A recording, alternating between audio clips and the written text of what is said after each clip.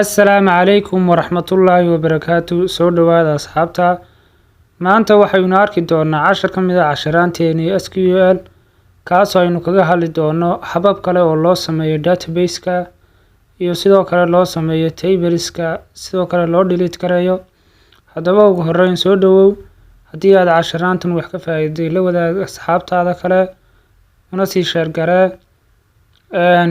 Ugu horreyn marka aynu rabno inaynu database sameyno amaba aynu table sameyno inagoo aan wax code aan qorin, waxaynu sameyn doonaa hababkan soo socda. Tusaale ahaan halkan waxaa kaaga muuqda databases fara badan ayaa kaaga muuqda. Marka waxaynu doonaynaa inaynu sameyno database, waxaynu click siin doonaa databaseska. Kabacdi waxaan dhihi doonaa new database.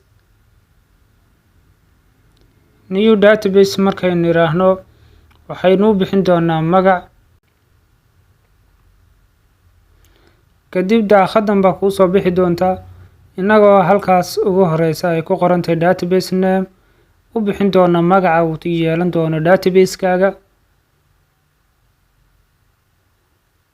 Halkan kalena waxaad ka eegi doontaa sidoo kale halka lagu dhigi doono ama location iyo waxyaalahaas ayuu ka soo saarayaa.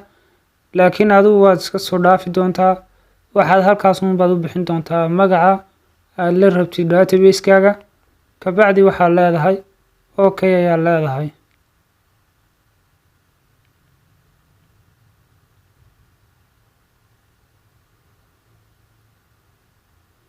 Haddii aynu isla soo eegno sidaas waxaa lagugu sameeyay database amaba sidaa yare fudud ayaad u sameyn kartaa database-ka. Waxaanu kuu soo geli doonaa qaybahan kala duwan ee ay kaaga muuqdaan database-kaaga.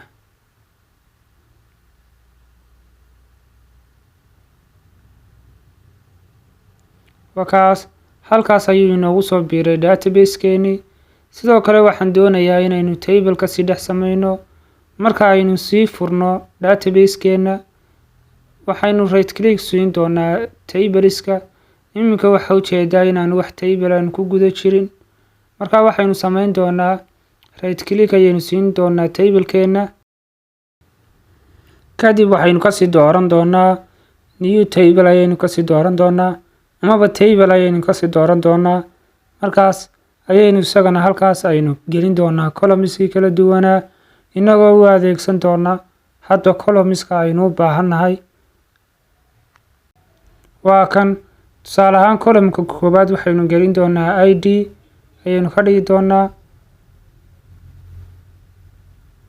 ID ayaad ku qoraysaa. Kabacdi data type-ka oo intii halkan ayaad ka gelinaysaa amaba isha ayaad soo furaysaa adoo data type-yada kala duwan ka xulanaya amaba waad qori doontaa oo caadi ayaad u qori doontaa data type-ka aad rabtid. Kabacdi waxaad ka qaadi doontaa tigta ayaad ka qaadi doontaa si lagugu sameeyo table-kaas. Sidoo kale qaybtan kale ID-ga waxaad kaga dari doontaa inaad ka dhigtid automatic adigoo u cayimaya numberska halka laga bilaabayo iyo inta u dhaxay doonta. Ugu horreyn halkaas ayaad ka dhigi doontaa yes. Kabacdi waxa kuu soo bixi doontaa halka laga bilaabayo iyo inta number ay u dhaxayn doontaa. Tusaale ahaan waxaan ka dhahayaa number 5 ha laga bilaabo. Sidoo kale 2 u dhaxaysii.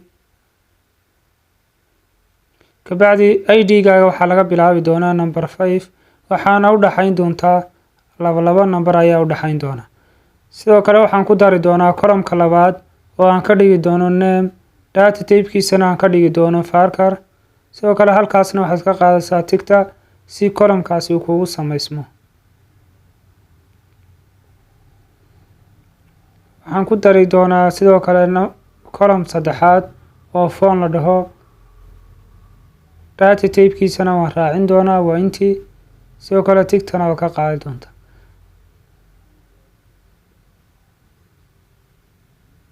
Column-ka ugu dambeeyana aan ku sii daro.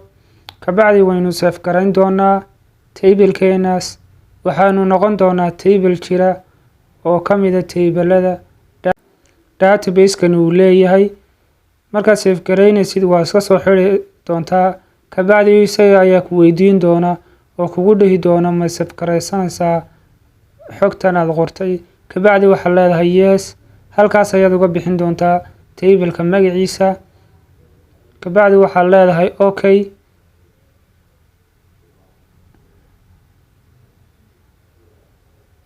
tusaale registration school ayaan u bixiyey. kabacdi waxaan leeyahay okay ayaan leeyahay.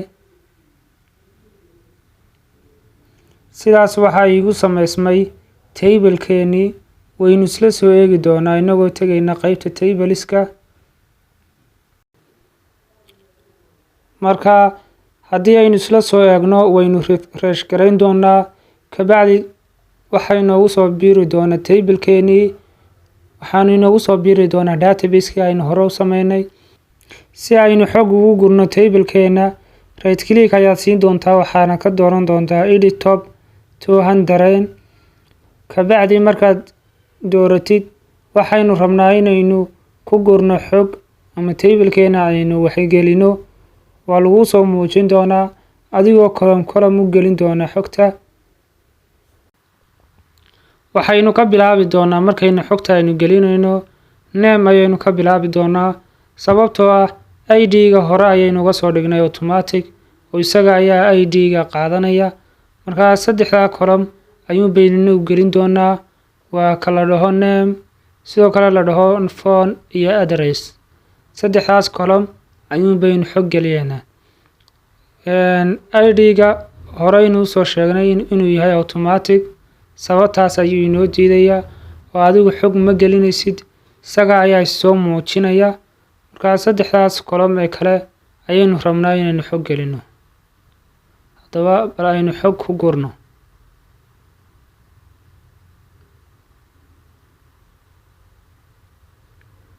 column kasta markaad xogta aad gelinaysid waxaad ku dhaafi doontaa tab ayaad taaban doontaa.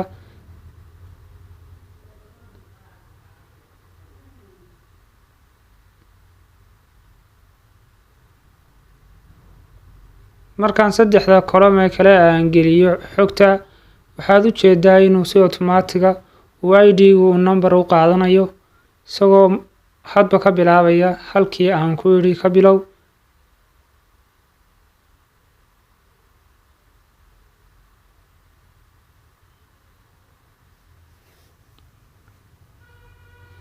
markaynu sidaa u gelino isagana waynu iska soo xidhi doonaa. waanu ku save garaysan yahay. kabacdi waxaynu samayn doonaa select ayaynu qori doonaa all from. waxaynu ku xigsiin doonaa table-keena magaciisa. markaynu sidaa ugu xigsiino waxaynu isla eegi doonaa inay xogtii ku jirto.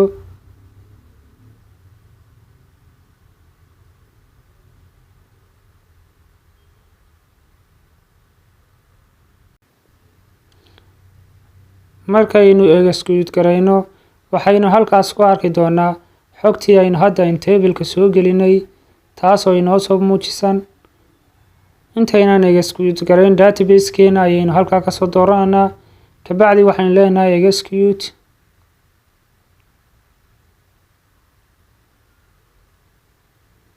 laba column ayaynu gelinay table-keena. waa u jeedaan ID-giina si automatic ayuu qaatay. asxaabta channel-keenu markasta wuxuu inoo soo gudbin doonaa casharaan muhiima. fadlan sii subscribe gareeya, asxaabtiinana la wadaaga.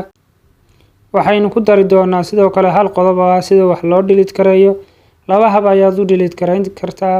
inaad qortid koodhka ah delete all from, kabacdi aad dooratid table-ka aad rabtid, iyo sidoo kale inaad table-kaaga aad right click siisid, kabacdina aad sidaas aad ku delete garaysid. intaas waad qori kartaa. sidoo kale waxaad samayn doontaa right click ayaa siin doontaa. kabacdi halkan hoose ayaad ka dooran doontaa delete. table-kaagana sidaas ayaa lagu saari doonaa. waxaad sii dooran doontaa okay. kabacdi table-keenii sidaas ayuu ku baxay. labadaa habba waad ku delete garayn kartaa haddii aad rabtid inaad table aad delete garaysid. asxaabta ugu horreyn waxaynu iga codsan lahay inaad channel-ka noo subscribe garaysaan, asxaabtiinana la wadaagtaan. asalaamu calaykum waraxmatullaahi wabarakaatu.